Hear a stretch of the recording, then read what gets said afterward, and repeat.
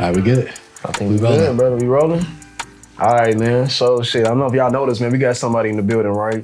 A man right here, you know what I'm saying? Extraordinary. Man does some of everything, man. Like my boy, what's his name? Low key said, man, dude, what do you not do? You feel me? My man sell life insurance.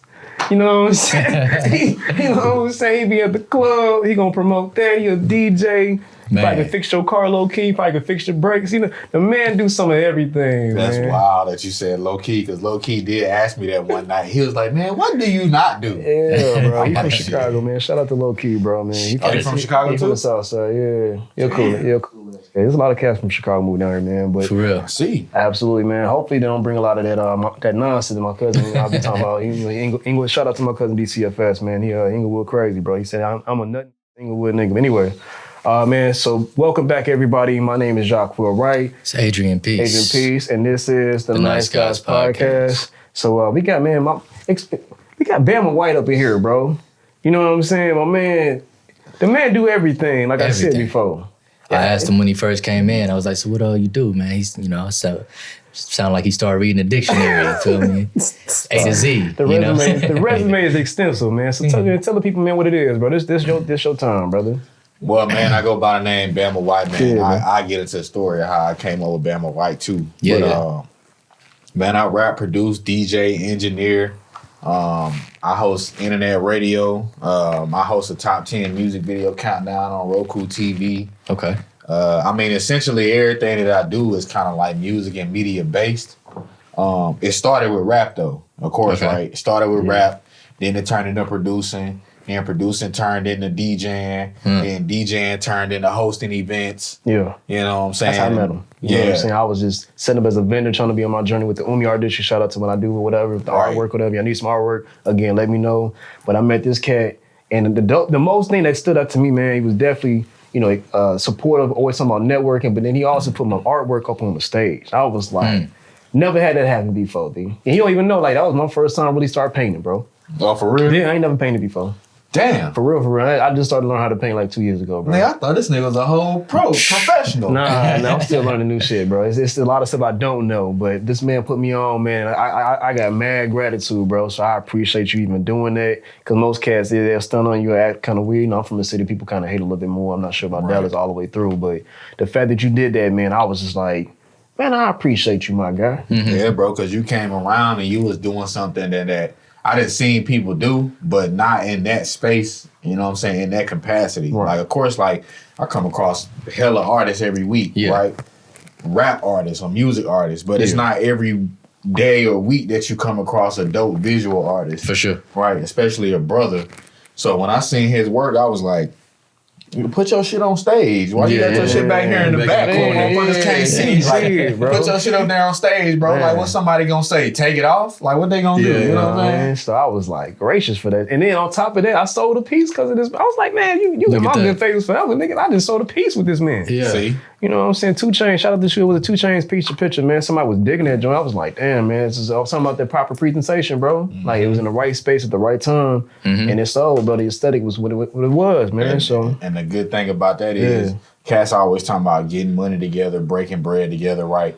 But, you can't everybody can't always do that for everybody. Like, I can't always put money in your pocket, or I can't always put money in your pocket, right? But what I can do is, I can present you with an opportunity, for you to actually do something else. So it's just like you said I couldn't necessarily buy a painting from you that night because I'm trying to get paid. You know what I'm saying? I'm a DJ, right? Right. But it's like, shit, bro, I can't necessarily put no money in your pocket, but I tell you what, put your paintings up there on stage so everybody can see it, and I guarantee you somebody gonna grab one from you. Exactly. So, I ain't put no money in your pocket, but I tried to do something that I knew would help get you to that level. And I appreciate it, bro. And then I can relate well for y'all cats, like in terms of who y'all as an individual, because AP, man, he modest, man, but the boy called DV engineering, and he's an artist as well too in his own right. So I admire cats that do that, man. Y'all sure a certain level of leadership that needs to be seen, you know what I'm saying? Within our community, within our areas, and you know what I'm saying, just being able to be around that energy, bro, that means a lot. You know what I'm saying? For sure. Yeah, and another thing too, because I didn't know you did engineering and all that, but another thing I say is that I don't think a lot of people understand what it takes, what goes into like setting all this shit up, like audio and video tech. Sure. I don't think people get that concept. Man, you know what I'm saying? Like, it's a whole world. Most people with music and media, they just see the front end. They see what's on camera, they see the artist, they see all this glitz and glam, but they don't see all the audio and technical, visual work that goes into setting up these stages and all type of stuff like that. It's definitely levels to it, and until you try it yourself, it's like painting, bro. Like I remember during the lockdown, the pandemic, and everything like that. I was bored as hell buying everything on Amazon. I was like, get this canvas. I'm gonna start painting, bro. Right. And you know what I'm saying? I bought a canvas. Yeah. Man, that thing is in that closet right there. It will never be pulled out. I couldn't throw it away. I was like, it's my first pound. I'm gonna keep it, but you know what I'm saying? I ain't showing that to nobody. I mean, but to be truth be told, man, I'm not trying to just focus on it because again, this is a conversation, of course, for Bama. I want you to talk about what you're doing and everything as well. Painting, man, I ain't gonna lie to y'all, bro. It was like getting over trauma for me. Some stuff that took place with art and everything. I was always kind of like, I don't know if I can really do this. Out of doubt. Even with the music thing, sometimes even when I perform, I'll be in my head a lot. And I watch it, I'm like, I ain't sound that bad. In my mind, I'm always over-critiquing, over-analyzing, no. But so for y'all to be around and like talk about certain things, I appreciate it, man. It's uplifting, man. It helps me out. And I'm just gonna put that out there for anybody else supporting me as well, too. It might come off because I'm light-skinned or whatever. I'm like, nah. But I still, in my head, be like, I still can get better with some things, bro. It's always, a line of improvement, man. So I appreciate what y'all do and what y'all been as an impact in my life, man. I appreciate it, man, for real. People always be with the light skin, dark skin shit. I just say I'm gold. Hey, I'm golden. I like that. I'm golden. I like that. You know what I'm saying? Like I ain't. You can't argue with that. Yeah, I like that. Exactly. Well, we are technically more valuable than gold. Melanin is worth $500 per gram. So there you go. Multi-million-dollar bodies. Our bodies are worth more than what's supposed to be backing up federal promissory notes. Right. We ain't got no. We got more. We're worth more than bullion. I'll just say that right now. So, do your researches, man. You'll find out. Are we still rolling? Okay, cool. Just want to make sure. But no, man, go ahead, man. So, if you want to talk a little bit more about like what you do and like your impact you feel like you've had in the Dallas scene or just in general, like within Texas, man, because you got a journey, bro. Woo, man. Yeah. Shit. Well, I don't even know where to start. I can say, man, starting off. I know what, looking back on it, I realized what really started my momentum in DFW, and it was Dallas Open Mic. Yeah. Right? And the reason why I say this is because now a lot of people don't know this story. When I actually first got here to Texas, the whole first year that I was here, I ain't do shit. Okay. Right? I ain't go outside. I ain't know nobody like that. I ain't do none of that. It was just me, my girl. I was in the house. I went to work. That's it, right? But I had my studio shit, so I was always at home working on music, but I just wasn't outside like that yet. Mm. Then I had a homegirl from Atlanta that lived here who actually introduced me to Douglas Elliott. I don't know if anybody know Douglas Elliott. He the owner of Next Level Internet Radio. Okay, I never. So I started working with Douglas Elliott. He was like the first person that I like really connected with, like out here in DFW. And at the time, I didn't realize how prominent he was in the DFW music scene. Okay. Right? I'm just thinking like, okay, my homegirl connected me with this guy. He got this platform going. This is something that we can build on.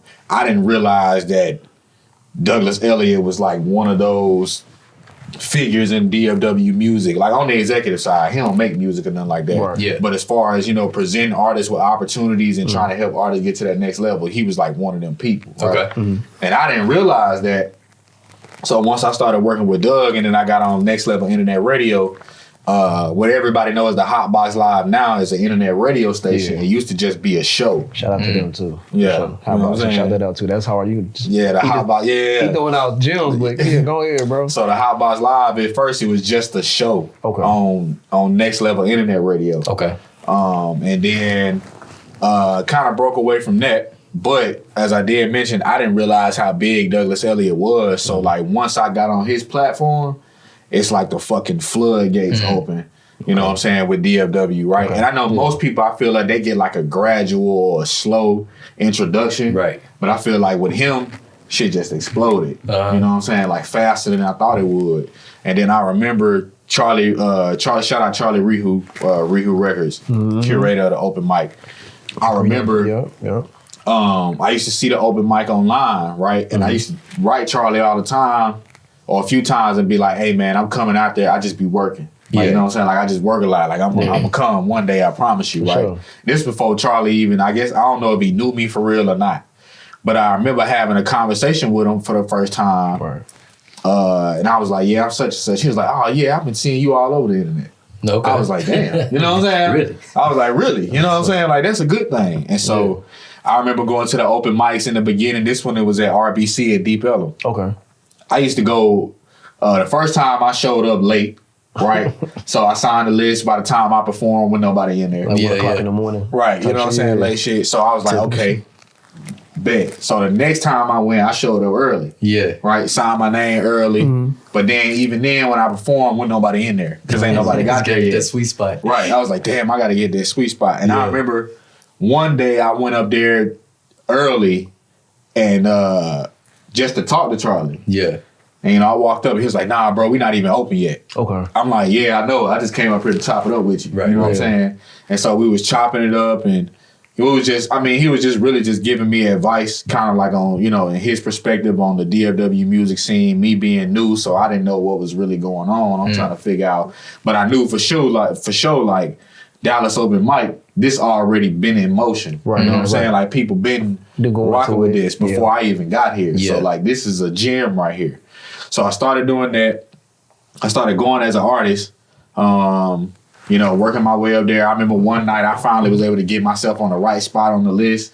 It was like so deep in the room, like the room was packed, and I went up there. And you know, we always say one song or a 5-minute show mix. Yeah. Right? Yeah. And I fucked around and went up there and did like 10 minutes. Yeah. Right? But I didn't realize it until going back watching the video. I was like, damn, I'm on stage for 10 minutes. You know what I'm saying? And Charlie was like, yeah, I see what you did there. I was like, I ain't do it on purpose. I just got caught in the moment. Right. You know what I'm saying? But I knew from that night on, motherfuckers was on notice. Like, man, this nigga just went up here and just went crazy. You know what I'm saying? Because I remember I was performing. I can't remember the first song I did, but I know the second song that I did is a song called Chains. Okay. And basically, the song with Chains is basically like, it go like, who got the gas? I got the lighter. Let's spark a fire. Everybody, let's get higher. Okay. High as the Messiah. I smoke green like papaya. Silent killer, Michael Myers. If you need it, I supply it. Passing pillows out like flyers. Every second, every minute, hour after hour. I want all the smoke. I want the money and the power. You can keep the fame. I just want the change. You a slave. I could tell by your chains. I could tell by your chains. Oh, I like that. You know what I'm saying? A little tighter when you just said it. Yeah. Hold on. You know, I'm like, right. You know what I'm saying? Damn, but I like the reference. No, for sure. Yeah, you know what I'm saying? So it was like, I can, you was, so that was and that's actually the outro to my album, Smoke the World. So if y'all ain't heard that, go check out Smoke the World on all streaming platforms.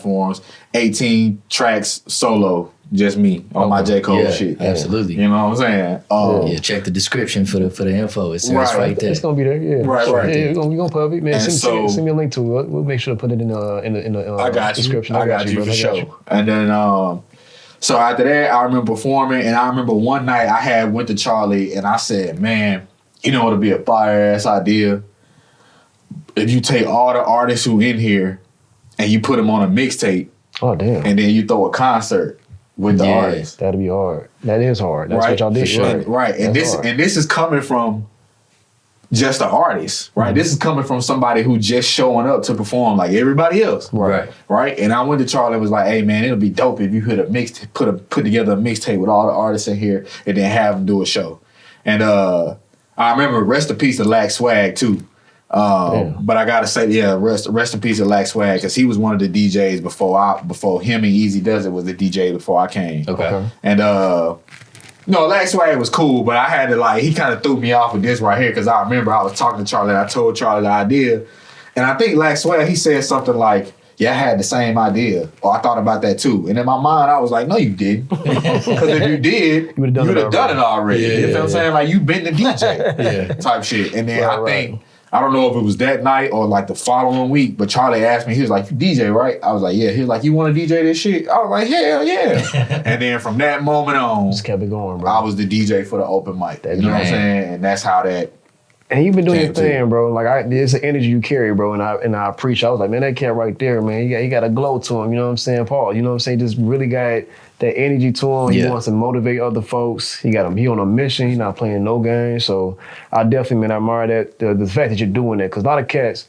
are not willing to go out there and kind of expand and grow and dibble dabble different. They get caught up in this one lane, but you actually try to do different things and try to like enhance everything that you possibly do and help other people along the way. You know what I'm saying? Like one of my favorite songs, of course, I think there's a lot of people's favorites, that I'm gonna get to this bag. I'm gonna go get this bag. You know what I'm saying? Man, we gotta talk about get to the bag. Y'all, that's the jam right there though. It took forever for y'all to drop the goddamn song. I was like, I mean, it still ain't out. It still ain't. I saw it on somebody. I saw it on you might see it and hear it on people's pages and stuff, but it still ain't out. I mean, but y'all gotta talk the lyric though, man. This lyric song, I'm just featured on it. Okay. But y'all still went hard though. That's a hard ass track, man. That's one of the ones I like as well too, bro. I think it's so relevant because everybody talking about getting to the bag, so it just kind of like it hits. It's like I gotta get to the bag. You know what I'm saying? So I think it's universal and everybody just kind of, to me, and obviously I'm not saying this about lyric in general, right? But to talk about money is kind of cliche. Yeah. Okay. Right? You know what I'm saying? It's just kind of like, you talking about, you know what I'm saying? We talking about money. Right. Everybody talk about money. But it's just like, it's a universal thing. Like everybody can at least say they can relate to get to the bag. And if you really get to the bag, then it's really your shit. Okay. Yeah. You know what I'm saying? If you not, you probably like the song because it motivates you to get to your bag. Yeah, it's motivational. I feel like it's just that energy it carries. Like the bag, I don't even think about that, bro. I just like the energy it carries. I like the vibe. It makes me feel like I'm about to go make something happen, bro. No matter what the hell it is. I might not even make a bag. It's just the fact that I'm motivated to go get something done and complete it. You know, sometimes I think about the money as well too, but that bag could be just what you really trying to develop on in terms of your skill set or a goal that you got going on in your life as well too, man. So it's motivational music. I like motivational music, brother. Right. So I appreciate y'all. It's definitely different types of bags out there. So I see what you're saying with that. For sure. It's two, man, before we move on, like it's two things that I noticed from, some of the things that you just said. But one is just like the ability to, it's been real like heavy on my mind lately. It's like the ability to come up with an idea. Cause like you said, the other guy said he had already had the idea, but nothing was executed from it. So it's like to be able to come up with an idea and then take that and actually execute on it is like a huge thing. And that's actually a skill that like not a lot of people have.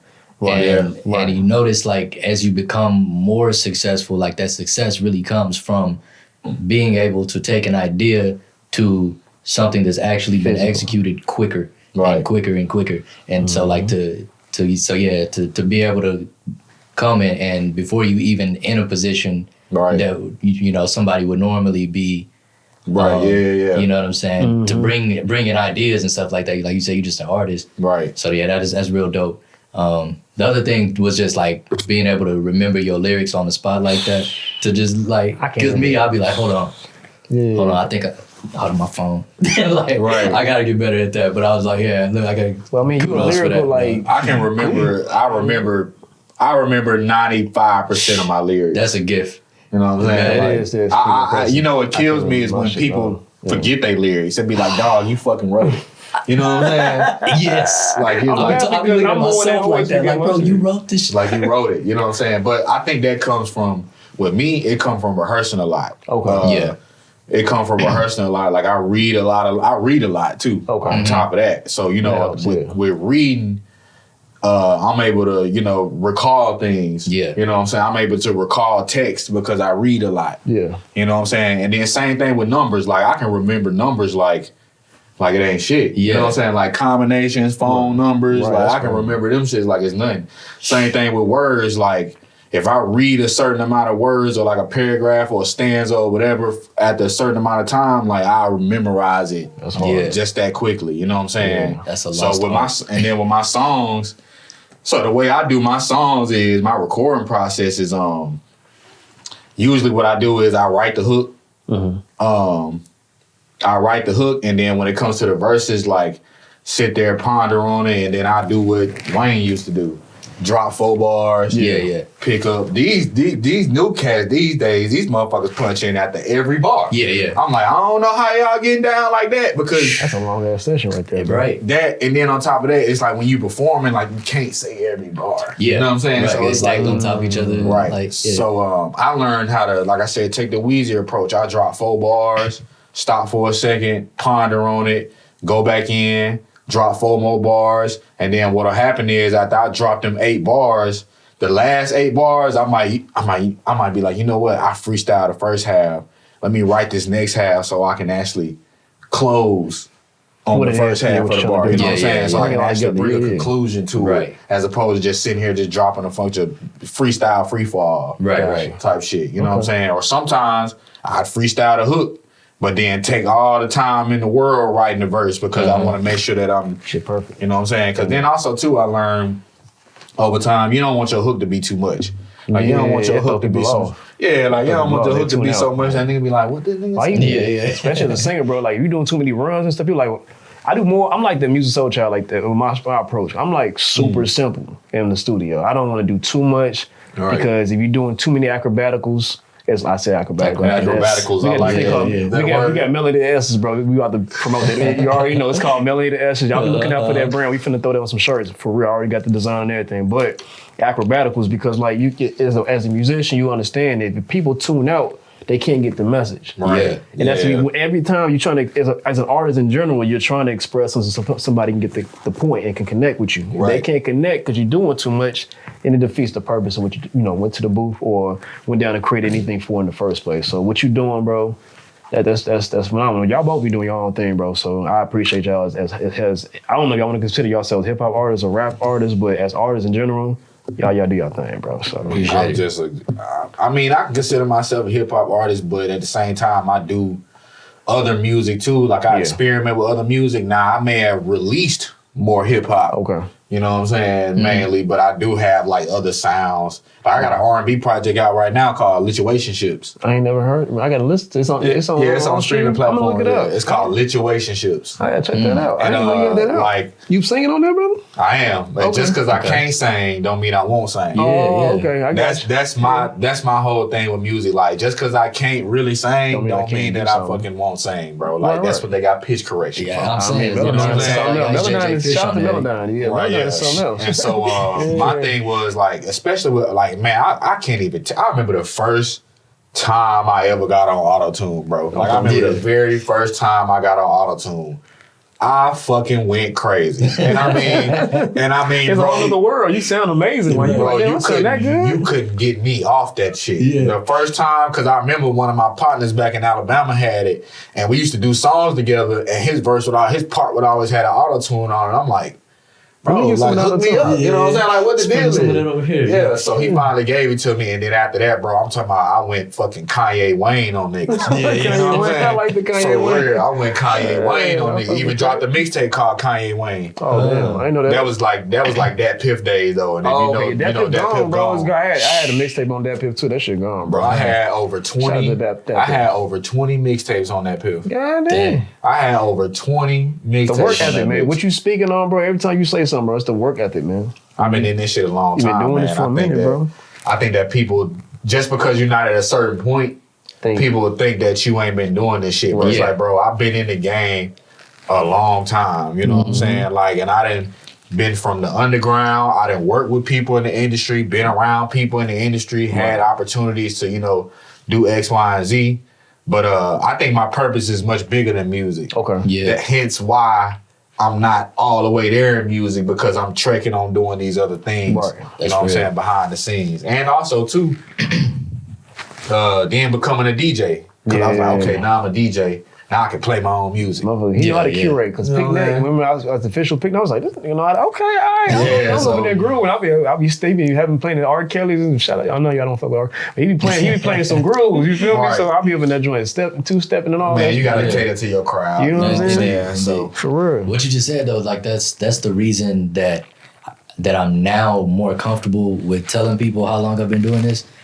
Because I used to kind of like, I feel a certain way about telling people, like, oh, how long you been doing music? I'm like, like 10 plus years, you know what I'm saying? Don't ask me how many followers I got, you know what I'm saying? Right. But it's like, bro, people don't know what's going on behind the scenes. Right. And it's like, yeah. It's just, I know that I put my heart into everything that I do and do it to a level of excellence, and I got my hands in so many different things and stuff like that. And so it's gonna be even sweeter when it does pop and then people see it. And it's, you know what I'm saying? It's sweeter when it takes that long. Everybody don't see the work, you know what I'm saying? Like it ain't. I mean, everybody else say everybody not gonna see it. It's stuff happening in front of us right now that we can't see. Exactly. You know what I'm saying? Right. So, but that don't mean that it didn't get done. Facts. Yeah. You know what I'm saying? That's so I feel you, bro. I'm the same way too. People ask me, how long you been doing music? I've been like, man, I've been doing this shit since I was 11 or 12. Yeah. You know what I'm saying? Like, bro, I've been doing this shit for a long ass time. But it transpired from just rapping to producing to DJing, and then it go from DJing to hosting events. Man. You know what I'm saying? Like, but you expanding, bro, and that inspires me because like I got a paint film, shout that out too much. I had a paint film, hoping you can help me, you know what I'm saying, promote it a little bit, you know what I'm saying? You're gonna be in the building too. Revolution gonna be in the building. So there's gonna be a lot of good energy in the building in one space. A lot of beautiful melanated situations going on in that space. Right. Even though it is gonna be in an erotica space, I ain't on the weird no pub that, you know, take that. But I feel like, you know, sex is a part of life. You feel what I'm saying? Sex is a part of life. You feel me? You all got here. Somebody had that sex for us to be sitting there at this one spot. You know what I'm saying? It had to happen. But I like just being able to be in that artsy field and like expanding on things, and y'all inspire me to kind of like expand on things too, man, because at the end of the day, bro, we only have one life to live and so much time in order to put into what we got going on. So if you can do the most and make the best of it, that's what I get inspired by. So when I see y'all cats doing what y'all doing, it inspires me. Y'all don't know, I'll be watching everybody else telling me, man, I see it. Ain't no hatred. I love seeing people grow, progression, bro. You know what I'm saying? I see that both in y'all individuals, and hopefully people can see that in me, man. I feel like even within our communities, we need that. Yeah, tremendously. You know what I'm saying? I come from a city, I'm not sure y'all know, again, I'm from Chicago, always talking about it, but it's a city where, you know, you can't really go talking about how I've known people that come back and they ain't leave back. You know what I'm saying? It was a bad situation, so it happens. But to see that happen in one space, and then to get the water ducts moving, you feel what I'm saying? Because I love to see us progress because we've stepped away so much from what we were supposed to have established. You know, we've been disestablished in a lot of different ways. We got the Tulsa situation, we got the civil rights, got the Black Panther movement. We've been trying. Right. I feel like what we're doing right now in this one space, even as we speak, is profound. You feel what I'm saying? Right. So I appreciate y'all even sitting down even at this very moment, B. I just want to put that out there to the universe. Indeed, likewise. Now I heard you throw out Atlanta, but your name is Bama. Like, talk to me about all of that. Yeah. Oh man. So, well, the reason why I went to Atlanta is I went to school in Atlanta. I went to the Art Institute. Okay. That was a different type of experience. That shit was fun. Being at an art school, that's like the best thing a fucking creative can do is go to an art school. You know what I'm saying? Like, because everybody is artistic. Right, exactly. It's a different world too. Yeah, it's a totally different world. It's a different world. It's like thought process is different. It's just amazing because it's like I know. we can't. Most people, you know, they go to traditional college for whatever reason. Yeah, and it's like, you know, I feel like it take a bold person to say, you know, I'm finna go to a fucking art school. For real. You know what I'm saying? You don't know what's gonna come out of the situation. I got a fine arts degree, but I didn't even get a damn degree at art school. I went to regular, you know, university or private school. Right. But I mean, ain't nothing wrong with that. You know what I'm saying? You know what I'm saying? It's just that art school, it just be different thing. And so throughout the entire time, matter of fact, let me get y'all this because I got a lot of people ask me this about my names, right? So let me break down the scope of my names, right? So when I first started rapping, like back in fucking, I don't know, goddamn 2004, 2005, whatever. My first rap name was Lil AK. Okay. Right? Because my first name Aaron, middle name Khalil. Okay. So my first rap name was Lil AK, right? But then back then, of course, everybody was Lil Bow Wow, Lil Zane, Lil Boosie, Lil. Everybody was fucking Lil. So it's like, okay. So I had to drop that. My name changed from that, and at a brief point in time, I had like this alias called Shotty Skrilla. You know what I'm saying? Okay. Well, basically, it was me, but I would manipulate his voice to sound like younger than me. So people would think like it's a totally different artist, but it was really me type shit. I noticed that. I was gonna ask you, but it was a couple songs. I'm like, that don't even sound like Bama sound in real life. Nah, it's me. You know what I'm saying? I got songs out right now where I'm singing, like doing harmonizations in the background, and people be like, "That's you?" Yeah. I'll be like, "Yeah, nigga, that's me." You Bro, know what I was gonna ask you about. I'm like, why this nigga named Bama White, but it ain't Bama White, but that's really you doing that, manipulating your voice. That's you, bro. That's fire. I've been doing it, and so of course, like I said, that come with learning that auto tune and shit. And then once I learned auto tune, I said, "Oh, I can do this. I can do this. Yeah. I can do this. I can do this. Right. I can create all these different types of sound with auto tune. I'm finna go crazy." Yeah. So fast forward past Shotty Skrilla, I came into this stage where I changed my name to Kid Khalil. Okay. Right. Of course, everybody know Kid Capri. Yeah. Right. That's the first thing to come to mind. But I changed mine to Kid Khalil because middle name is Khalil, right? Yeah. And so I had a good run with that because with Kid Khalil, that's when I started actually producing all my own shit, like to the T, recording all my own shit. You know what I'm saying? Like making the cover work, dropping it on that piff. Like I was doing everything. Yeah. You know what I'm saying? Recording in the garage. Like I'm going stupid. Like I'm doing everything a label could possibly be doing for myself. And then, so what happened was with me calling myself Kid Khalil, people used to just start calling me Kid. Right? It used to be like, "Hey, yo, Kid." Right? And so I used to be like, "Hey, yo, Kid." Boom. So I changed my name. Well, I added Ayo in front of Kid Khalil. So it was Ayo Kid Khalil. Okay. Right? But then I was like, that shit too long. Okay. Yeah, right? yeah. So I dropped Khalil and then it was just Ayo Kid. Okay. Right? So, and this was, if you know me, you know that Ayo, from Ayo Kid to Ayo, that was one of like the strongest points in my career. Okay. Because that's when I started like just tearing shit up. Like I'm rapping on niggas' tracks. I'm pulling up at niggas' studios, dropping on niggas' shit. Yeah. Like I'm going crazy. Like I'm dropping mixtapes. Like can't nobody fucking stop me at this point. Like I'm a whole beast. And so people was calling me that. Then when I had my first kid, I dropped the kid. Right? Then I was just Ayo. Okay. Right. So people started calling me Ayo. I even got it tatted on my arm too. Okay. So it was like it's Ayo. And then I can't remember for sure if I was still in Atlanta or moving out of Atlanta at this time.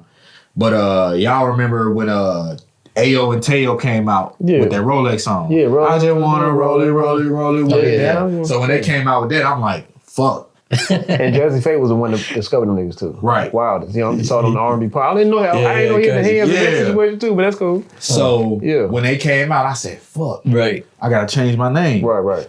You know what I'm saying? Like I can't call myself Ayo because motherfuckers don't automatically think I'm trying to take his shit, even though that's been my name. And that's wild. Yeah. You know what I'm saying? King Jock. Nigga, I'm not Jock Queez, nigga. I'm King Jock. I had to change Jock Queez. No, Jock, I'm like, it's Jock Corbett, nigga. Yeah. Okay, King Jock. Now it's King Jock, so it's not Jock Queez. Right. So I feel you on that, bro. I feel you on that. So that happened. I said, damn, what the fuck? And so, for a while, I was still like, my name was Ayo, like the real DJ Ayo. That was my shit. Yeah. And like I said, so when I came to Texas, the first year that I was here, I went outside. I wasn't doing nothing. Right. And I still considered myself Ayo at that point. Yeah.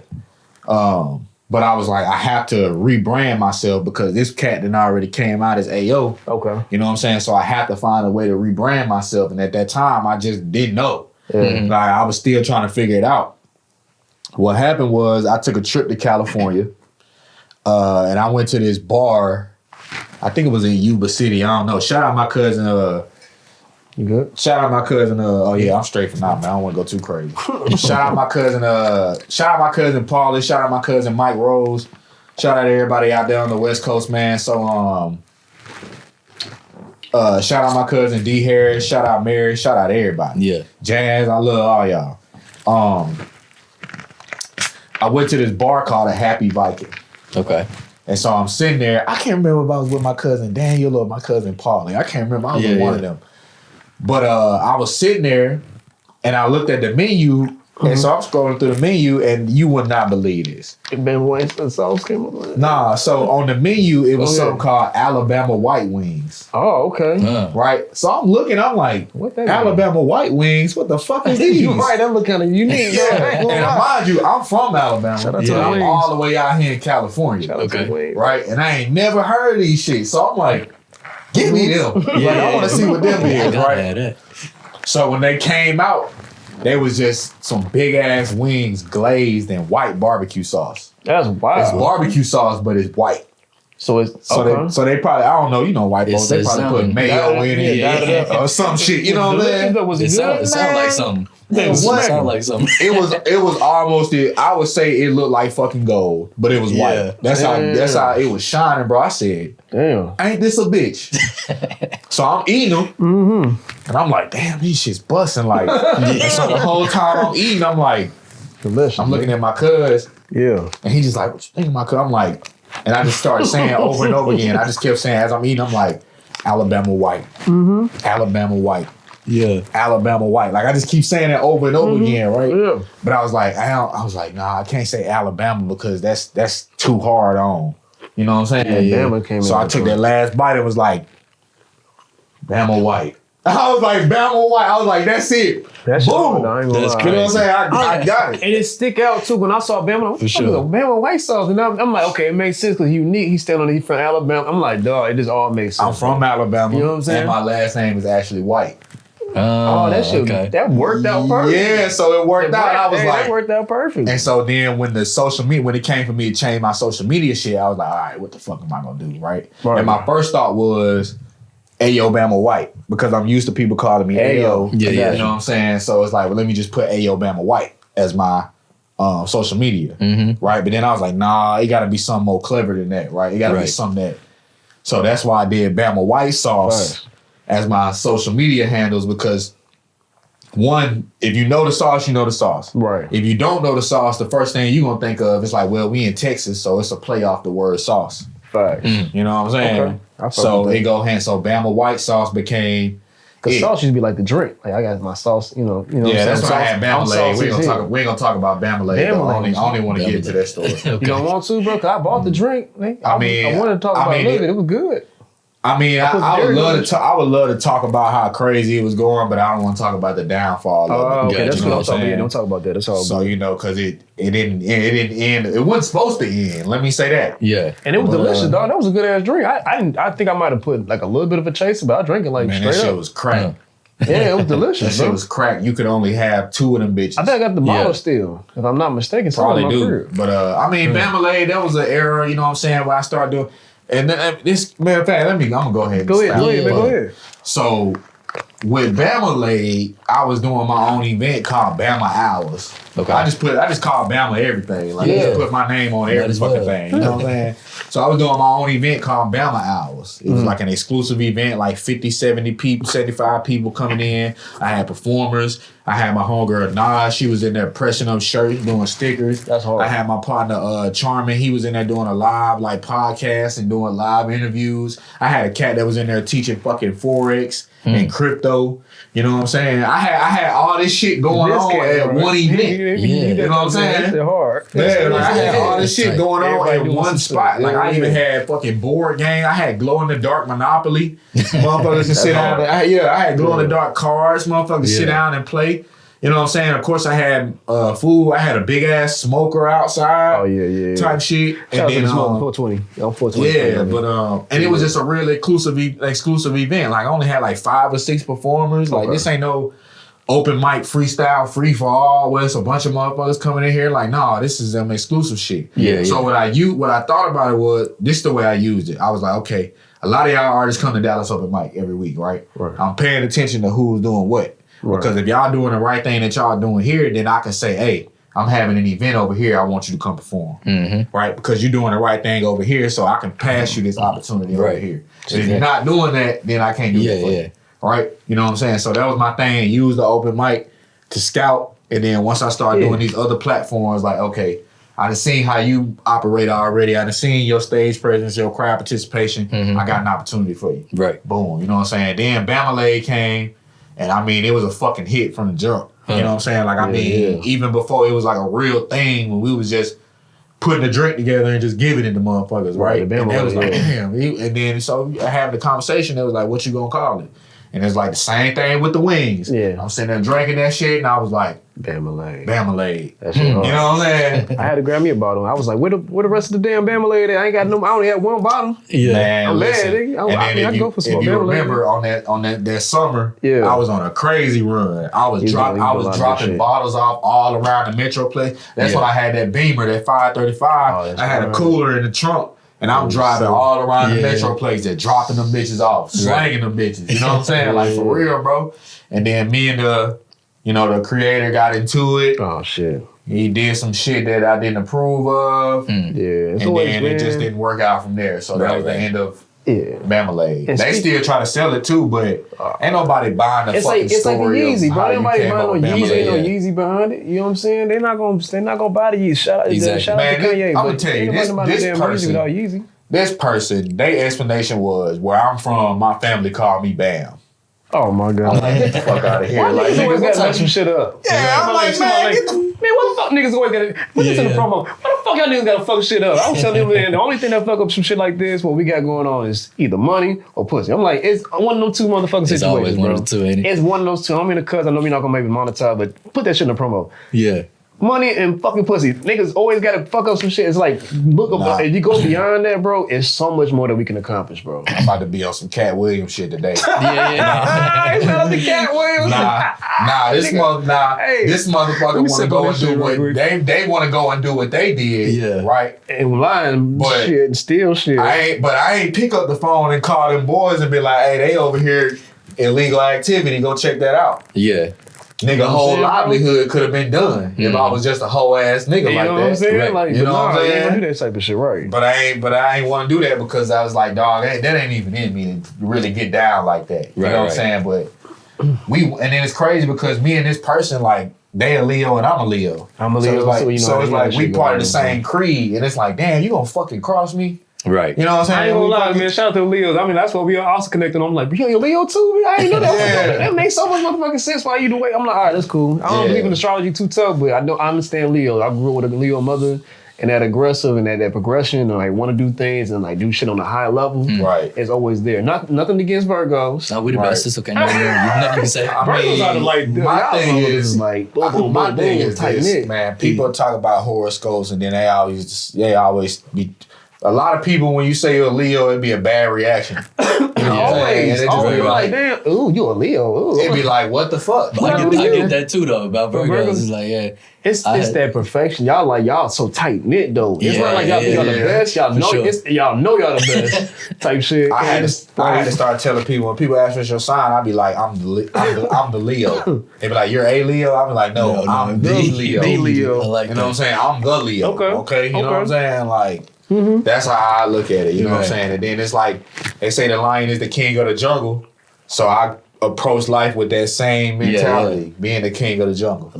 You know what I'm saying? Why else would they say the lion the king of the jungle? Ain't nobody said the elephant the king of the jungle. Ain't nobody said the cheetah or the gorilla or the orangutan. Ain't nobody said none of them. You know what I'm saying? Ain't nobody said none of them the king of the jungle. Out of all the wild animals that live in the jungle, they said the lion is the king of the jungle. Because if you think, I ain't trying to go too deep, and then I'm all of a sudden, motherfucker. Deep. Put that in the promo if you want to. Motherfucking lion, though, you feel me? They so damn cool. You know what I'm saying? They create a pride, and everybody working for them on type. You know what I'm saying? Like, ain't nothing against Virgo or anybody else, but the lion be over there some chill shit with the man. He don't be able to do nothing extra. He just got to protect the pride, and everybody else can do some working. You know what I'm saying? So it's kind of like, I feel like within the nature, what I've seen with Leos, it's almost the same in a way, but there's nothing bad or perverse about it. It's just that we just cool, we know how to kind of coordinate, and we're gonna go out there and like stick our necks out type shit too. You know what I'm saying? So that's what I've seen within the nature. I'm not knocking any other horoscope.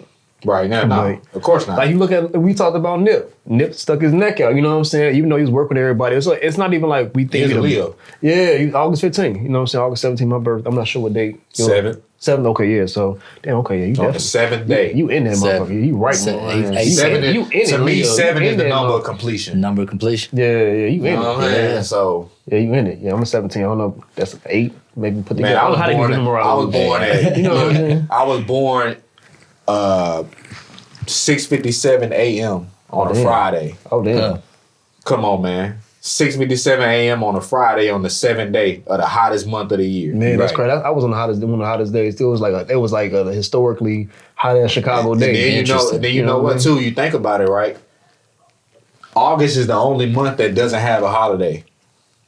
Interesting. Facts. But August is the only month. It's there. Yeah. We all think about August too. I thought about that. I mean, Marcus Garvey should be anyway. Let me leave that alone. But Marcus Garvey, August 17th. Shout out to people that Marcus Garvey eyes. But anyway, yeah, go ahead. I'm sorry. But I was just, if you think about it, that's the only month that doesn't have a holiday. That is wild. So it's like when people, it's like, so with me, I feel like August Leo is different. It's like we don't have no holiday. Yeah. Right? Everybody base their month around the holiday and shit like that. We don't have no holidays. Every day is dedicated to us.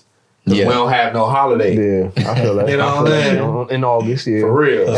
So every day is a holiday in August because every day is a Leo birthday. And we kind of boisterous though too. As soon as that Instagram hit or any other social media, it's like Leo season. The motherfuckers get mad, they get cringy and shit. Like, nah, it's Leo season, baby. And it's like an energy that come with it because the sun be peaking. Right. So is the summer solstice and all that stuff is peaking. You know what I'm saying? I think it's like the sun. It's like the way that we connect with the sun, and the sun starts shining and beaming. It's like we just radiating that energy. So it's like we can't help it. You know what I'm saying? Like the sun for me, I'll be on 10 all like bro. The sun, like the sun be gleaming, and it's just hard to resist all that energy from the sun. You know what I'm saying? Like it's just crazy. It's hard to explain. I definitely don't get it because the sun be having me inside. Oh boy, see you want to move to New York? I'm like, you sure you want to do that northern cold? No, New York. That northern cold is something different from Texas cold, baby. I'm not sure if you're ready for it. I can't stand the heat. Yeah, that northern cold something. That northern cold is sheesh.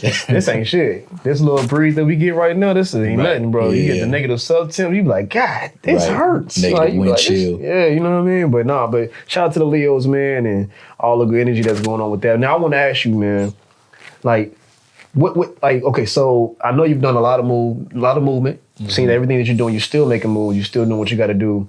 What do you feel like you see yourself being at in like the next 5 years, B? In terms of like everything you've done progressively up to this point, like what are some of your goals or things you want to see yourself accomplish within those next 5 years, bro? I feel like, man, within the next 5 years, I'm gonna be like Diddy. Not like Diddy. You know what I'm saying? Hold on. Not like Diddy. Pause. Take that. You know what I'm saying? Not that part of Diddy. Let's party. But as far as like who Diddy is, you know what I'm saying, and like what he represents, like how he stands or his position, like in the music industry, right? Sure. Like, you know what I'm saying, like.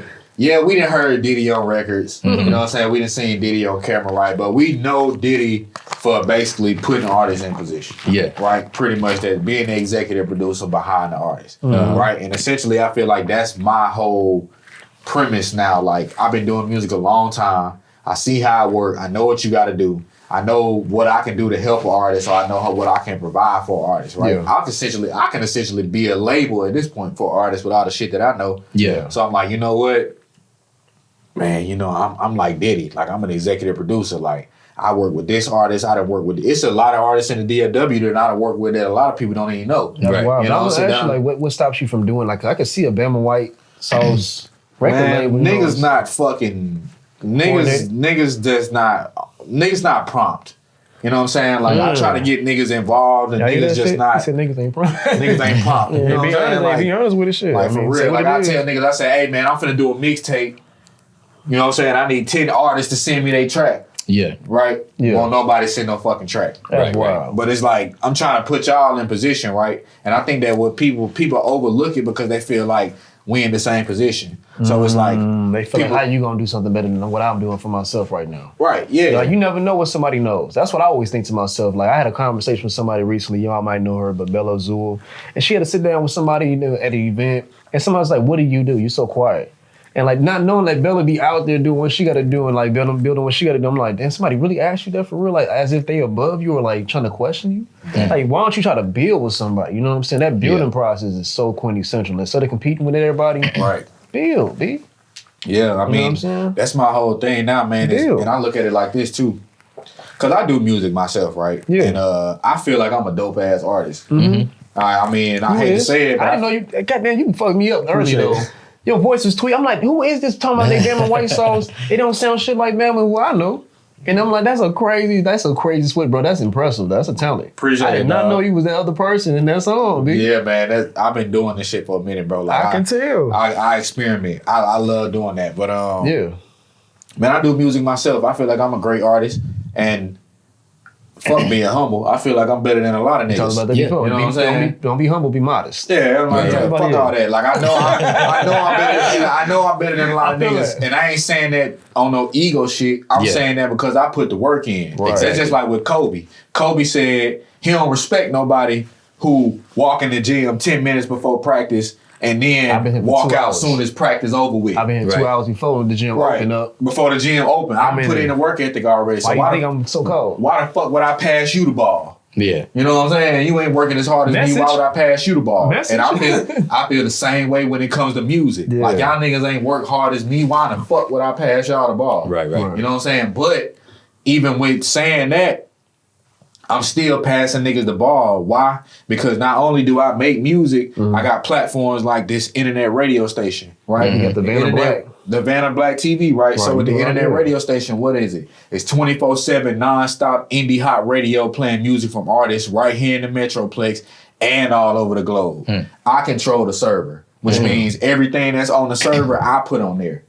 Right? So basically it's just a server full of all my niggas' music. Yeah. You feel what I'm saying? But see, what I've been telling niggas over the years, as long as you got your publishing together, as long as you got your license, as long as you got all this, that, and the third together in the background, you can make music off of your music. You can make money off your music spinning on my radio station. Right? See, me just putting it on there, yeah, you might get the exposure, right? But you're not getting the money from it. But if you was doing what I've been telling you to do for the past 5-6 years, now you getting streams from internet radio. You ain't got to go do nothing but tell a motherfucker to go listen. And even if they don't listen, you are already getting paid because you already did what you had to do. I remember one artist, shout out Playboy LD. I remember LD came to me one day and he said, man, 25% of his streaming revenue come from my radio station. Damn, interesting. That's a quarter of what he get. That's a quarter of what somebody get. You know what I'm saying? From my radio station. But your shit got to be in line in order for you to do that. Right? And then along with that, same thing with, well, not the same thing entirely, but with Vanna Black TV having the top 10 music video countdown. It's for independent artists. Right? So if you got your music videos together and you want to be a part of this, submit the video. I got some stuff, man, I need to send to you, man. There's just one situation that happened recently. I was like, man, I can't even deal with this. But, you know what I'm saying? Let me know. I know the R&B scene a little different from like maybe some other stuff, but I got But we need that though, because it's a lot of rap shit. I got material, brother, so we going to talk. So I'm going to send you some stuff, man. But that's my thing is, bro, it's like, so now I'm in a position where it's like, yeah, I make music. I done made music for a long time. But now I'm in a position where I can provide opportunities to artists. You know what I'm saying? And if I was a selfish motherfucker, I'd say fuck all y'all artists and just focus on myself. Yeah. You know what I'm saying? I'll fuck the radio station, fuck the TV show. Let me just focus on just being Bama White, that nigga. Yeah. You know what I'm saying? Take off on niggas type shit. You know what I'm saying? But that's not where my mind is at. Right. You know what I'm saying? I see my position is bigger. You know what I'm saying? I feel like it's a bigger world than me. Shit is bigger than me. Right. And I understand that. That's why I'm able to step back and do the shit that I do because I understand that shit is bigger than me. With you saying that, do you feel like if you were to take that more, you know, instead of being selfless, more of a selfish approach, do you feel like you would have excelled in what you wanted to do over the course of your career? Well, you're still working in your career, but still what you've been doing with music on the scene and all that as well too? I feel like, man, if I focus solely on being an artist, I'd be on by now. I mean, just being honest, if I solely focused on just being the artist, nigga, I'd be on by now. I'd be one of them niggas that niggas be talking about. You know what I'm saying? Like, it wouldn't even be no question. I know that for sure, for the simple fact is, I done been putting in the work. I done been in these positions and had those opportunities to do X, Y, and Z. So I know for a fact, if I was just focused on just doing this, I'd take it to the next level. But I see, like I said, I see my position is much bigger. Do you ever, not to cut short, do you ever feel like people, because I've been in certain rooms, like I mentioned to you before, you know, people have maybe a bruised ego and maybe they feel a certain way or intimidated about what you've been doing because they've been here their entire life, but you've been here for a certain amount of years and you still making that progress. Do you ever feel like that? Because I've noticed that a little bit for myself. And especially in the R&B scene, it's very competitive because it's such a small space. You know what I'm saying? And I feel like I don't do a lot, but I feel like if if I continue to keep doing what I'm doing and get better and progress, I would feel like there'll be more people. I don't really care about that, but do you feel like you've noticed that as well too? Like people, yeah, bro. That's just like who the hell is this nigga from another city? That's just like if you've been trying to plant a garden for the longest and you can't get your seeds to grow, and next thing you know, a random nigga come out of nowhere and got a whole garden in your backyard. Yeah. You gonna be like, man, what the fuck? Right, you know what I'm saying? Like, and niggas will resent you for that because it's just like. Right. And niggas will feel like you trying to shit on them, but it'll be like, dawg, I'm not trying to shit on you. I'm doing what I've been doing. I'm passionate. You know what I'm saying? Like I'm doing what I've been doing already. I was gonna be doing this whether you was in this vicinity or not. Right. You know what I'm saying? Like you can't get mad at me, nigga. Go harder, because I go hard. Like you can't be mad at me for going hard, bro. You can't be mad at me because I make music and then the next day I'm DJing an event.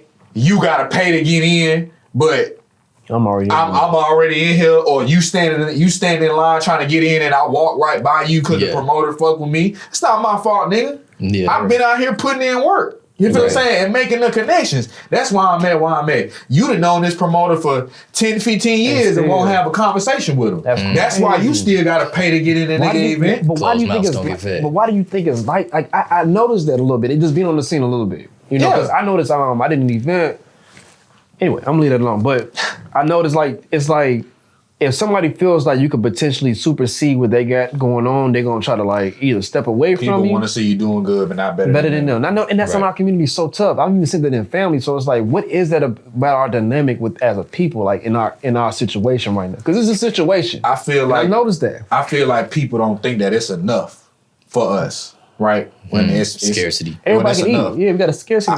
We came from abundance. Our people culturally in Africa come from an abundance mindset. Right. Geographically comes from an abundance mindset mentality. Right. We've been taught scarcity because of But then you gotta think, that's Africa, right? Right. So Africa is wide the fuck open, right? One moment you could be in the desert.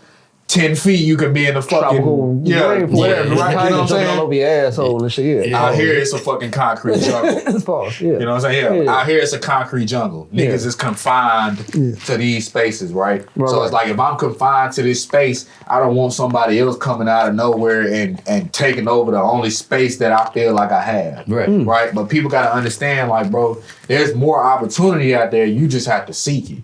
You feel what I'm saying? Like, there's plenty of opportunity. It's over 7 million people out here in fucking DFW. You feel what I'm saying? Like, and I could be wrong on that, but it's over 7 million people. So it's like, you not getting out here making the proper connections, then that's your fault. You know what I'm saying? Exactly. Like, you hire yourself from the world. Why? Yeah. Right. Show what you got, because you only got. People don't realize this is another method. No waste time. Remember we had that episode? Yeah. Don't waste fucking time. Life is happening. Right. You are not. You work in life insurance. I work in insurance. I have life insurance. I need to use my licensed insurance agent thing. Anyway, you don't have that much time, people. That's what we're trying to really get at too. You know, part of what you're saying in this conversation we're having is we don't have a lot of time. So like a lot of people are like, how you doing all this and now? Because I'm going out there and figuring it out, bro. Because I grew up in a household where you can't just sit around. You gotta, like, I know when I get up, I'm moving. I'm like, damn, what the fuck around me? But I grew up in that environment. So I wouldn't say it's PTSD, but it's some other shit going on with me. But I'm still figuring it out. Shout out to that.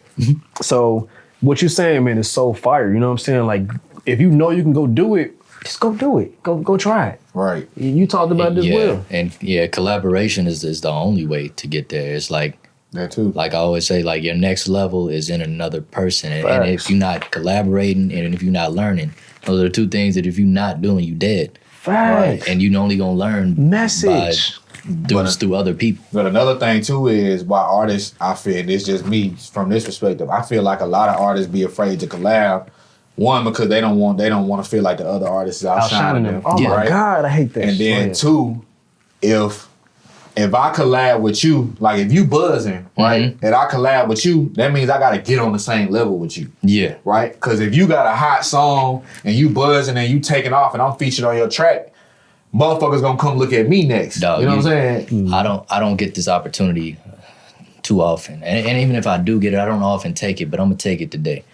I've been on so many people's tracks. They ask me for a verse. I give them the verse. And I never hear back from them. That's crazy. It's like a flex. And it's like I know why. It's like a flex. Because I sent you this track and you knew you couldn't get with what I had going on, so you didn't want to put the song out. Well, yes. Well, Damn. you know, you've seen what I've done. I'm like, no, I'm not putting that shit out there behind AP. You crazy as hell. I'm like, I listen to myself, but I'm not finna put this out there. I mean, hey, but look, I say that to say there's so many niggas, people everywhere, but especially niggas in the hood, niggas just like wherever, that's there and they don't want to be there, but they there because, and I'm not talking about there like as in the hood, as in a place. I'm talking about, you know what I'm talking about. Right. But they're in a position that they don't want to be in, but they gonna stay there because they can't stand the thought of not being the smartest, not being the toughest, not being the richest in the room. But you take it from yourself. But that's exactly where you need to be. I don't want to be the richest person in the room. I don't want to be the smartest person in the room. I don't want to be the best in the room. You don't have nothing else to accomplish in life. That's not fun. Right, exactly. You got to be able to. You whip my ass in chess all the time. I'm like, I'm still gonna try to learn how to play the chess because it's fun. It's making me better in some kind of way. I'm being challenged, bro. So it's like that's another message. People don't want to be challenged. They just want to be. They just wanted to be handed to them, and it's like, I mean, unfortunately, it don't work like that. For a silver spoon affluent motherfuckers, maybe. Right. You know what I'm saying? But not for us, dog. This shit ain't. This shit ain't. It just ain't like that. I mean, I guess you could blame America, but it's like, at what point are we gonna stop blaming motherfuckers? We not victims no more. Yeah, like at what point we gonna stop blaming motherfuckers? We not even like in shackles and the big ass neck braces things we had. They don't even got that shit. Put this in the fucking promo, nigga. We not slaves no more. Well, it's mental. Niggas, I mean, mental slave. The slave system is a real concept. However, you could still find ways without doing the take that to be successful. You know what I'm saying? You know, I ain't doing that take that. You know, I like what Cat Williams said, man. I like to have a virgin. That nigga funny as hell. Cat Williams is crazy. Yeah. Shout out to him. We do an episode about him and Charleston White at the same. These niggas as well. Sure. But no, man, you definitely dropped a lot of gems today, man, and put a lot of energy towards, you know, what you've been doing, your main focus. I didn't know your journey, man, so I'm glad to be more educated on what's going on. Because, of course, like I said, people have their own perception. Like, everybody have their own experience with people. My experience has been dope. My nigga, you helped me out. So, shout out to you, bro. You motivated me to get more confident in what I'm doing. I ain't the most confident performer, and I know I can sound good. I can go to the studio and go record some stuff, but I don't really be in front of people and like that. You know what I'm saying? Right. So I'm learning that confidence. Even with the art thing, like I've always worked in IT, bro. I always kind of just like, I'm gonna go back and just. But it wasn't until the little ripple in my life happened that challenged me to make me want to go out there and like put my stuff out there. Because you didn't see me, I've been in Dallas probably a couple of years before you even met me. Probably, yeah. So, you know what I'm saying? Till that ripple happened, and I'll talk about the book, Out with the Devil by Napoleon Hill all the time. Until you've actually failed or something like uproots you from your position, you're not able to grow or learn something new within that facet. So it's like, it's best it's okay to fail. Yeah. And fail tremendously. Right. And then keep going. Right, you know, there's no such thing as really failure. It's just, you didn't get what you wanted to get at that moment. Keep going. The only difference between a winner and a loser is that the loser fucking gave up. Yeah. Exactly. You know what I'm saying? That's it. You know, that's it, bro. You know. That's it. And so this is another thing too. So this is how everything that I'm doing now, this is how all this shit all tie together. This is the magnificent part. Tie that thing together like a bow. Yeah. For real. This the magnificent part, bro. I ain't gonna lie, they might try to kill me for this. They might try to off me for this shit. Man. You know what I'm saying? Hey. So basically what I've been teaching artists, like I said about the radio station and all that, is I've been teaching artists like to get their music license, to get their publishing royalties, mechanical royalties, get all these things set up in the background, right? As well. So what happens is once you get all these royalties, you start getting these checks, you start getting paid. What you do is then you come to me now because I am a, you know what I'm saying, life agent and financial planner, right? So what you do is you take that money that you've been making from your streams and your royalties, now you take that and you invest in life protection. Yeah. You know what I'm saying? Now you invested in life insurance. Now you invested in that 401k. Now you invest in your retirement, right? So now you ain't coming out of pocket for none of this. Right. You could go do a show and whatever royalties you make from that show, pay for your policy. Facts. You know what I'm saying? So whatever royalties you making from your shows is paying for your policy. Right. And then later on down the line, let's say, you know, you want to throw a show or you want to do some marketing or something like that. Yeah. You go to your policy, you pull that money from your policy, use it to market yourself, use it to do whatever you need to do, do whatever you need to do, right? And in that midst, if something happened to you, you know, you still got that death benefit, right? So you still got that coverage, right, in case something happened to you, right?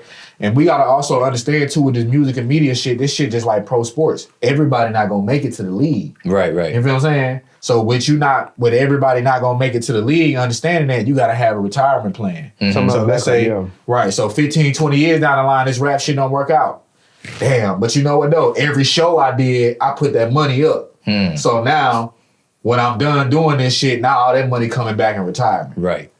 You know what I'm saying? Yeah. Or I can use that money to put together a reunion tour or some shit like that. Or I can use that money to send my kids to school. Right. Or start my own label or do whatever the case may be. But basically, everything that I've been teaching artists as far as getting their royalties and getting paid from their music, now you take all that you have made from your music and you invest in your future. Right. And protection. That way, if this music shit don't work out, you got a backup plan. Yeah. It sounds like to me you redefining what it means for music to work out. Exactly. It's like, you know what I'm saying? we're given that one idea of what a successful music career is. There's but multiple different ways. And I'm bridging the gap because niggas ain't never heard this. Right. How many niggas came to you lately and spoke to you about being a financial planner or life insurance? Right. Never. Never. You feel what I'm saying? And that's the problem with our community. Like if we had more, like they said, this one cat with a cat on Instagram, I don't put the nationality of it. He was white cat. He was like, look, man, in the black community, if y'all want to stop all this death and all this stuff that's going on in turmoil, get some life insurance policies. These companies, these people, the police will step in. I've been in Chicago. Shout out to my city. So some shit happened to you in Inglewood, it's gonna take you about 30 minutes for the police to show up. Depending on where you're at, especially in Inglewood, in certain areas, you're gonna be waiting for about 2 hours. You probably dead by the time they get there. Unless you survive whatever took place. Right. So, but if we had more of an impact and have more ownership, like in terms of our own livelihood, in terms of our life insurance policies, then at that point we become more of an asset because we would trump their system and systemically how they're able to, be successful. You know what I'm saying? By basically, not having us invest in what we have going on with our bodies. We just a bunch of, because I'm not sure y'all don't talk about the black market too much. I'm not gonna talk about that because I'm a little slurred, but anyway. At the end of the day, man, invest in life insurance policies, make some changes for yourself, and think about the future. Because my uncle talked to me about that. You know what I'm saying? And when you came to, I was like, man, that's full circle. You know what I'm saying? Not only have we worked before in some situations, if I can invest in you, what you got going on, and you've invested in me, that's like we just keep trading off and building. And that's how it's supposed to be. Y'all see this right? This is melanated gold right here. We talked about being gold. You said you ain't light-skinned. I'm gold. I'm gold, baby. I'm fucking gold. We gold. You know what I mean? So that's super important, man. I'm glad you put that out there, bro, because not everybody's saying that. And it's probably not expected to be said either. I'm telling you, bro, like my perspective is different. People might say you crazy or they might say, this, that, and the third. Nah. I'm like, bro, my mind is my mind. And you can't fucking change it. You know what I'm saying? At the end of the day, bro. So that's just what it is. And you can motherfucker can call me crazy. Guess what? I still get up and go to work just like everybody else. I'm crazy. I still take care of my family just like everybody else. I still smoke weed just like everybody else. I still gotta pay my tithes, my bills, pay my dues just like everybody else. So you can call me as crazy as the motherfucker you want. Hey. I still take care of my family. Facts. And then I'm right there too, bro. You're a family man, you're a father man, you still do what you gotta do. So man, that's a big thing as well too. You know what I mean? And with everything that's being done, you still keep things consistent. You still go out there and make it happen, bro. So I admire that, man. Keep doing what you're doing. I'm going to give you your flower. They were talking about the flowers to both of y'all cats for what y'all do because nobody sees what you're doing on the back end, what's going on in your life on a personal level. But I admire the fact that even when you're on front, 10 toes down, you're doing what you got to do and handling your business. They say, handling your business, these cats, they handle their business. So I try to handle mine too. So you know what I'm saying? Shout out to y'all for real, bro. If I don't get a chance to say it, shout out to y'all for what y'all doing, brother. Yes, sir. Shout out to y'all for doing what y'all doing. Man, I appreciate it. This was a thought in mind. I was like, we need to create a pod. I keep watching these podcasts. Yeah. I'm like the type too. I'm like, I keep seeing this. I'm gonna go do this as well. I might not be as great, but I'm gonna try it too. You know what I'm saying? You gotta start somewhere. You gotta start somewhere. And I mean, you know what I'm saying? I'll be real with you. I done seen niggas podcast set up. Y'all niggas got a hell of a setup right here. You know what I'm saying? Yeah. You know like to just say fuck it, like let's just do this shit. Y'all niggas got a hell of a setup. You know what I'm saying? So. Thank you. And like I said, bro, a lot of people don't understand the work that go into setting all this shit up, bro. You know what I'm saying? Like, people think it's just, you cut the camera on and that's fucking it. You know what I'm saying? People don't understand, like, this is actual art form of putting this shit together. This man, you know what I'm saying? Yeah, he teaches his stuff, bro. He knows his shit, bro. He's like, his stuff is down to a science. I'm like, boy, man, you're a bad boy, bro. I remember before I had went to the Art Institute, like, I knew about making music. Yeah. Right, and shit like that. But, bro, I ain't know shit about XLRs, quarter inches, and all this shit about all these different connections until I went to the Art Institute. Because before then, nigga, the way a nigga was recording is nigga had a computer program, whether it was like Cool Edit Pro or Pro Tools or Cakewalk or whatever it may be. Yeah. And nigga always had like a USB microphone, right? So we ain't need no XLRs and no quarter inches or none of that shit. Just plug the USB in and we good to go. Yeah, exactly. But then when it came to school and it was like, man, you got XLRs, quarter inches, this go here. Facts. You know what I'm saying? You got to bypass this sound over here. Then you got these mixer boards with all these different fucking channels and frequencies. It's like, shit. You know what I'm saying? Like, that shit changed. You gotta add this to the bus. No, I drove. That shit changed. And I think a lot of people don't understand that either. Like a lot of artists, they just get in the studio and they just rap. Yeah. They just get on camera and they just do whatever, but they don't understand like it take time for a motherfucker to sit here and make your vocal sound this good. Right. You know what I'm saying? Yeah. Like it take it's real keen. Yeah, it's a real art to it. Like everybody's voice is different. I've had people try to mix my voice. You need a certain type of like mixer for my vocals because I'm different from other singers. Like my voice is uniquely mine, even though it might sound like a down there or might have a little bit of that knee or you still got to have my unique sound to it. So as an artist, you got to know how to actually go up in there and really manipulate the vocals to sound crispy clean, bro. For sure. And you got to understand that, you know what I'm saying? So that takes a whole lot of a process and it's an art form. You know what I'm saying? Like I was telling y'all as well, man, this man broke it down. I was like, he gave me a crash course. I'm like, bro, you understand what you just told me? Just blew my mind. But I'm like, I'm very impressed. I'm going to try to figure this out. But everybody they own process the things too, man. So to see people do what they do and go out there, stick their neck out and actually learn what it is. Because it's one thing to try to go do it, but it's another thing to understand the science behind all of it. So, yeah, man, you definitely broke it down. Levels. Yeah. For sure. Hell yeah, man. I mean, I think we just, we said a lot today. Indeed. You know what I'm saying? You've been impactful, bro. I appreciate what you do. You making an impact on the pod, making an impact around Dallas. Just in general, bro, you've been all over the place. You've been in Washington State, been, other state, Atlanta. I didn't know you went to school there. I lived in Atlanta, went to school. I was back and forth to Atlanta all my life. Because, Tuscaloosa is only 2.5 hours away from Atlanta. Okay. So it's like a skip and a hop type shit. You know what I'm saying? Okay.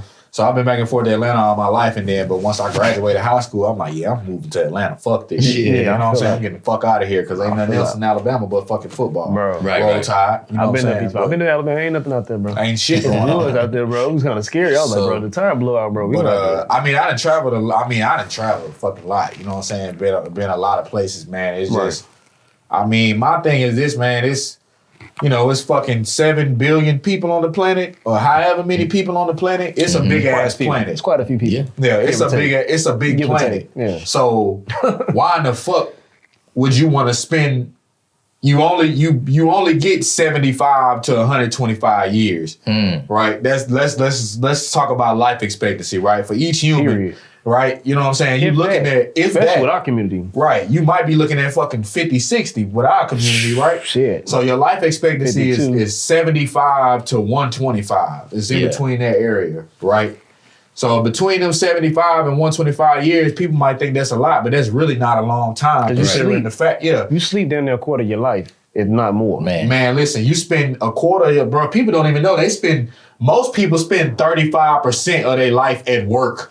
That's crazy. Niggas don't even know that. And then you spend another 35% of it, 40% sleep.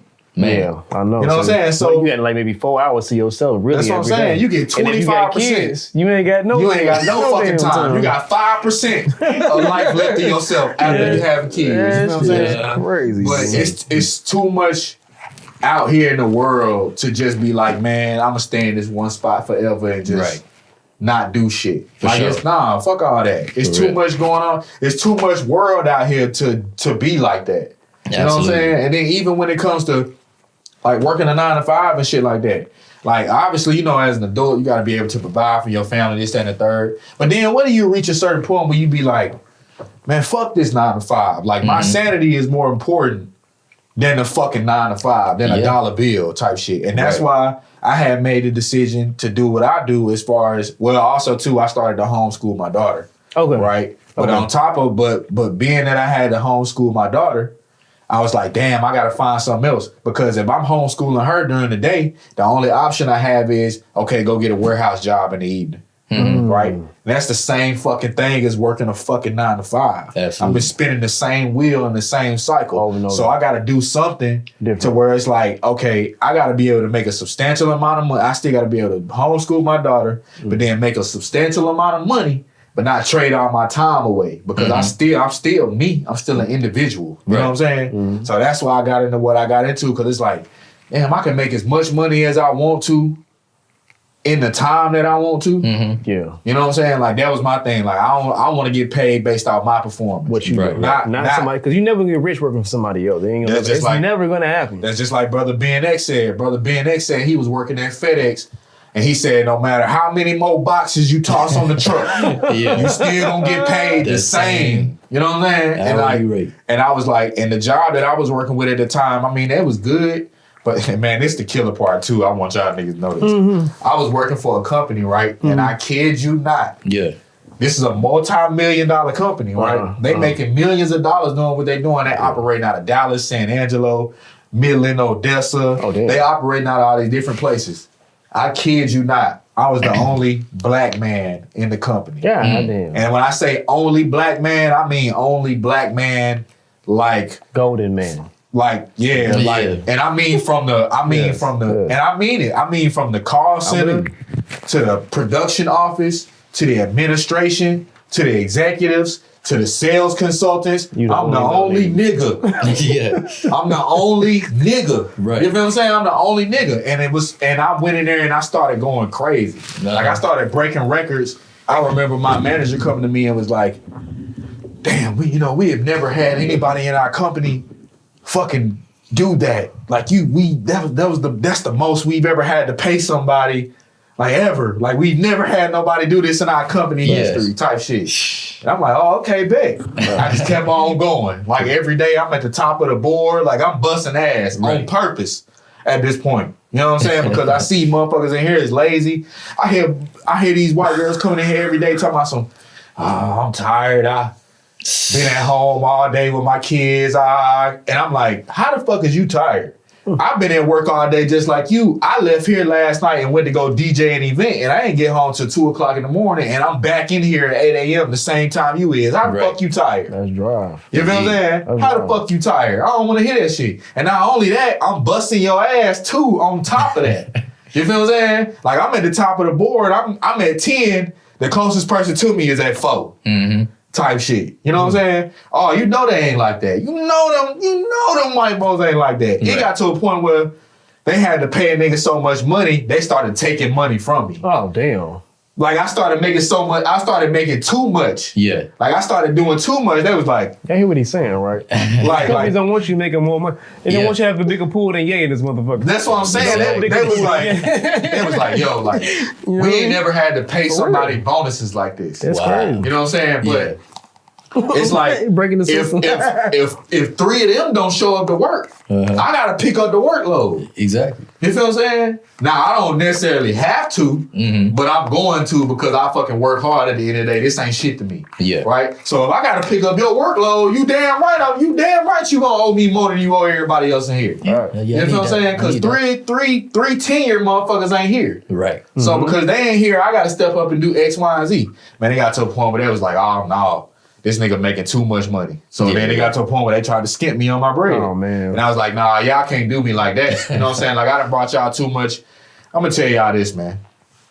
I ain't gonna call the company out because I don't want to do it like that. Don't get them no. But let me tell you this. Don't do no shine. I made these motherfuckers $6 million in 2 years. Yeah. I made these motherfuckers $6 million in 2 years. And at the end of all that, for the Christmas party, you know what they fucking gave me? A pat on the back. A fucking bottle of Bacardi. Lord. These niggas gave me a fucking bottle. I made these bitches $6 million. And they gave me a fucking bottle of Bacardi. Man. I can believe that. I believe it, yeah. Unfortunately. I worked for Walmart, saved them, like, they was about to lose like 100,000, you know what I'm saying? Saved it because they caught something that they didn't catch in the inventory and stuff like that. I ain't getting no promotion. No, they gave me a new title. And they gave me like a 10-cent raise. Oh my fucking goodness! Like, oh, you're way too good to be in the position that you're in. We're gonna make you over feature management. You can't make this shit up. Try to. Kevin Samuel said you can't make this. Try to apply at Walmart for the feature management. It don't exist. They gave me a fake title and gave me a 10-cent raise. Yeah, that's bullshit. And then you try to go talk to some other company about what you got going on. The position don't even exist. Right. You just got on your resume because it looked nice. And you know what's crazy with that last company I worked for? I said, man, this is the last 9 to 5 I'm gonna ever have. Yeah. I knew it. I was like, this is it, because I can't take this shit no more. That's great. You know what I'm saying? And I remember one day sitting there at my desk and like I was finna go on lunch and I was like, man, I can't fucking do this shit no more. So I clocked out. Instead of clocking out for lunch, I just clocked out. And no, I ain't just leave. I went into the office with the manager. I said, hey, listen, I appreciate y'all for everything y'all done, but I got to go. Yeah. Like, I can't do this shit no more. Like, and I fucking left. And that was the end of that shit. I'm laughing because I've kind of done the same thing. Me too. I gave them a 1-day notice, like, you know what? But here's the thing though, when I gave them a 2 weeks notice and said I was about to leave, they did everything they could. Right. Why you want to leave? What can we do to keep you here? I'm like, it ain't nothing you can do to really keep me here because here's the thing, like, people still disrespected me, right? Yeah. And I'm not finna work for somebody and just be disrespected just because you paying me $30 an hour. I don't give a fuck. Most people be like, shit, it's $30 an hour. You better, man, I don't give a fuck. This nigga's out there making you work in IT, this nigga out there making $150 an hour, bro. So that's not really the. It's not about the money. It's about, I'm not finna tolerate a motherfucker who don't know who I am, don't know what I look like, don't know what I'm about, allow them to disrespect me just to get paid, bro. Like, it don't, I don't give a fuck about that. You know what I'm saying? Most people be like, oh, you gotta do what you gotta do to get that bread. No, you don't. You feel what I'm saying? No, you don't. You don't have to take a motherfucker disrespecting you just to get money. That's what you call a sellout. Yeah. That's just like them niggas in Hollywood wearing dresses just to get paid. You a sellout. It don't matter. Fuck all that. Oh, you gotta get the bag by any means, feed your family. It's many ways to get the bag without losing your integrity or without losing or giving away your dignity. Exactly. Ricky Smiley said that. I had to do what I had to do in order to feed my family. I'm like, bro, I'm not finna bend over. You had to put on a fucking dress to feed your family. You're a fucking man at the end of the day. Terry Crews. I'm not finna, like, no offense to Terry Crews. Coming outside. I ain't gonna lie, that nigga funny though. He's Terry Crews. But I mean, for him to talk about he got sexually molested, I'm not telling anybody ever that. Yeah, that's some shit you take to the grave. He that slow from the NFL talking about I got molested by somebody that's a big wig. I don't give a fuck who you are, bro. You about to get beat up at this party right now, bro. It's not a wig big enough. Like, it ain't nothing. I don't care how much money you got, bro. And that's the same. Metaphorically, we still bring it back to that same situation. Like, if you want to let a company disrespect, I would never let a company disrespect me. I even had to call the manager offside. I had to clock out because I was like, bro, if I talk to this man right now, they're gonna call the cops. So I had to go in my car, breathe for a little bit, and I called him up. Like, nigga, you have never in your life ever talked. Now I went back to work and everything was cool. He took me to dinner and everything. I was like, don't you ever in your life disrespect me like that? Ever in your motherfucking life, bro. And I'm a nice dude, but I ain't that damn nice. Man, you know what's so crazy about that though? This other gig that I work, right? Yeah. And it's wild because it's kind of like, I guess you could say it's discernment, right? Right. Or knowing when to react or not react. Because I remember that this other gig that I do now, which I ain't gonna necessarily put it out there, but I was standing there talking to one of my coworkers, and these two white girls came in, and you know I accidentally bumped into her because I was standing there talking. I didn't see her coming in. I accidentally bumped into her, right? Yeah. And so I turned around. I was like, "Oh my bad, excuse me. I ain't mean to bump into you. I ain't trying to get in your way." This motherfucker looked at me and said, "Yeah, maybe you should watch where the fuck you going." Lord. I said, I looked at my I looked at my coworker like, damn, bro, is she really just? And then the other white girl that was with her was like, yeah, maybe next time y'all should move the fuck around. And they looked at each other and started laughing and walked off. Oh, hell no. So I'm like, I ain't never had that. I've been called stupid before, but I'm like, you don't call me stupid for anybody. Man, no, this girl said, maybe next time you should move the fuck around. That's wild. Man. And she said that in front of a bunch of people. Right. Type shit. Funny. So I'm like, damn, bro, it's crazy because how I just said I don't tolerate disrespect. My initial thought after that was slap the shit out of her. That was my first thought. Like, bitch, what? Yeah. Like, but then I was like, nah, I ain't even gonna do it because if I slap the shit out of her right now, I'm finna go to jail. Right.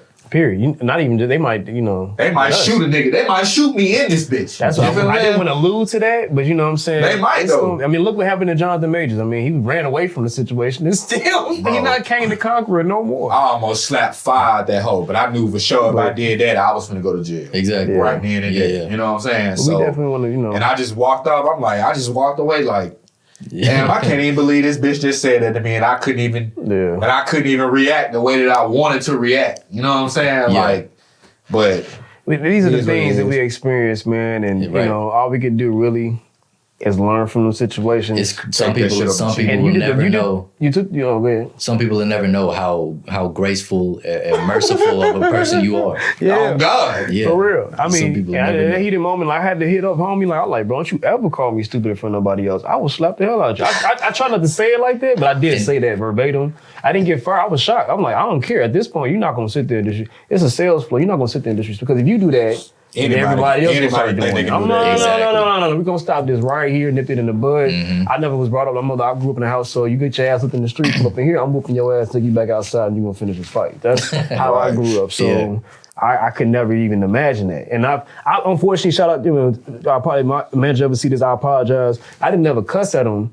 But sometimes he do stuff. I just be like, bro, did you even look at the screen? So sometimes I don't cuss at people, but when I talk to you, it can be very condescending and very mean. That nigga intelligence. Yeah, right. I'm like, did you even read what I even put out there? You just responded because you just got excited. Like, nah, bro. Like, read the context of what's going on because you make yourself look bad. Plus, you African American, you're male.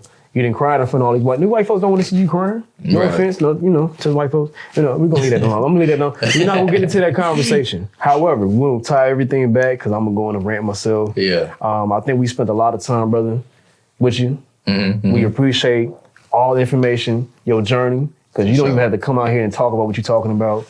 Spending the time while you was tired. I know you working, you grinding. As you can see, the man brought $6 million to a company. I didn't even know that. The man, he works, so it's evident. You know what I'm saying? But again, we want to appreciate you. Oh, I'm calling out today. Fuck them motherfuckers. The people that I work with, I'm calling out today. I know this is going to be after the fact. But I've been working so hard, man. Like I said, you said, man, I'm tired as fuck. I'm like, man, I woke up today and said, man, fuck that shit. They're not getting my energy today because I ain't got nothing left. I had them days I just don't do as much. I just kind of come back, become more reclusive because you're not going to milk me. That's what companies want to do. But we want to definitely tie this back, man. And I know we've been on this for a little bit. Normally our conversation a little bit shorter. You know what I'm saying? But we want to appreciate you for taking your time out. Bama White Sauce. Check him out. His tag gonna be in there as well. Maybe you can throw it up in there as well. Bama White Sauce. Of course, all your different situations, man. You want to talk about your different tags, your different social media platforms as well, too, man, while we tie this up, of course. Everything is Bama White Sauce. Bama White Sauce, we got it, man. So again, my name is Jacques Wright. Adrian Peace. And this is the Nice Guy Podcast. Nice Guy Podcast. We're gonna chop it up, man. All right, so y'all be peace, man. Be peaceful, man, and one love for sure. Peace.